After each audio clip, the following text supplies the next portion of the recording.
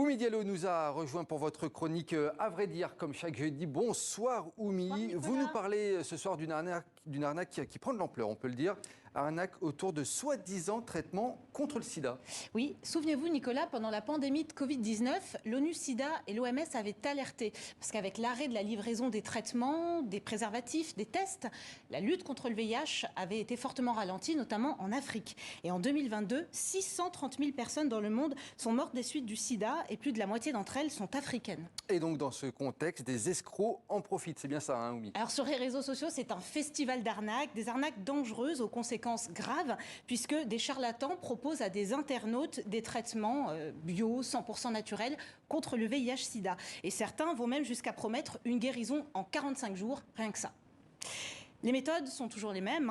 Regardez, des comptes aux photos trompeuses, comme ici, en image de profil, un homme en blouse blanche, stéthoscope autour du cou, qui fait penser à un médecin, et même un logo santé. Ça peut paraître grossier, mais les victimes sont nombreuses en Afrique, mais aussi au sein des diasporas, comme l'explique le docteur Trésor Kouadio de la plateforme Prévention Sida Belgique. On l'écoute.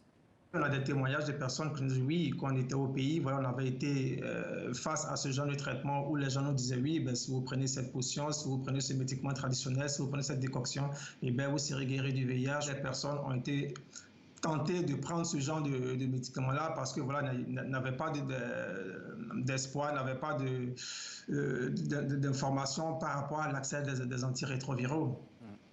Ces rétroviraux dont parle le docteur, ça s'appelle la trithérapie. C'est le seul traitement qui existe et grâce auquel on peut vivre normalement avec le VIH et même, surtout, ne plus le transmettre. Et donc, en attendant, on sort couvert. C'est bien entendu le conseil de base. Merci beaucoup, Oumi Diallo.